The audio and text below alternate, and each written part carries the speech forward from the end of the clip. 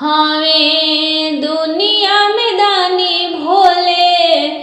दानी ये बलराम जी कि हावे दुनिया में दानी सबसे भोले बलराम जी कि चर्चा शिव गुरु के कर ली दुख हरि हैं बलराम जी कि चर्चा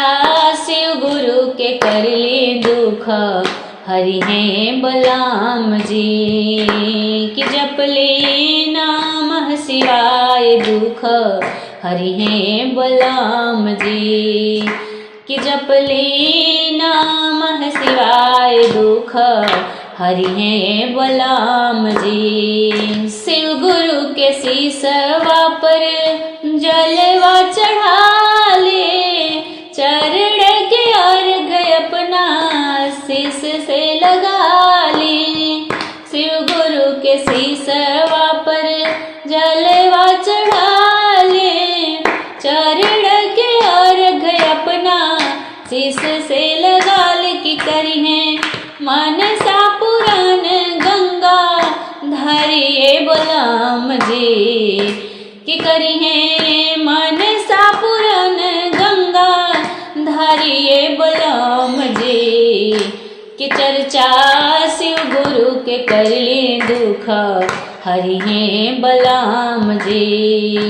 कि चर्चा शिव गुरु के कर ले दुख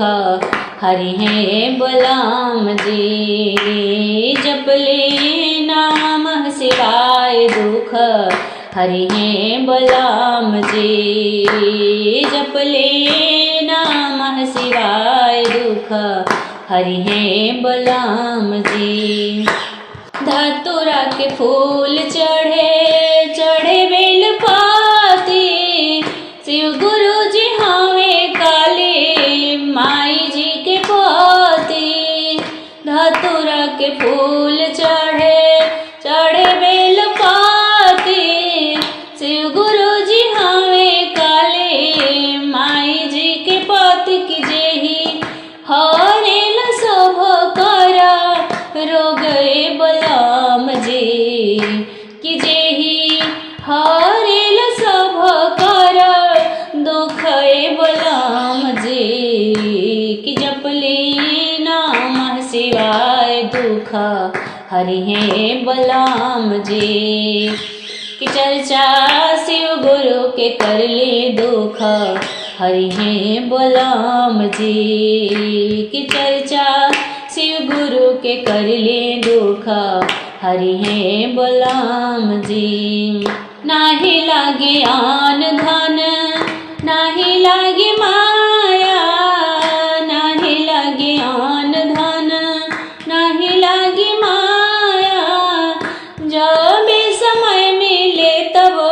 जपी नम शिवाय। नाही लागे आन धन नाही लागे माया जब समय मिले तब जपी नम शिवाय की है दी है अपना जीवन में खुशी बलराम जी की है दी है अपना जीवन में खुशी बलराम जी कि चर्चा शिव गुरु के कर ले दुख हरि हैं बलराम जी कि जप ले नाम शिवाय दुख हरि हैं बलराम जी। हमें दुनिया में दानी भोले दानी बलराम जी कि हमें दुनिया में दानी सबसे भोले बलराम जी कि चर्चा शिव गुरु के कर ले दुख हरि हैं बलराम जी कि चर्चा शिव गुरु के कर ले दुख हरि हैं बलराम जी। जप ले नाम शिवाय दुख हरि हैं बलराम जी की है दी है अपना जीवन में खुशी है बलराम जी कि चर्चा शिव गुरु के कर ले दुख हरि है बलराम जी। ओम नमः शिवाय।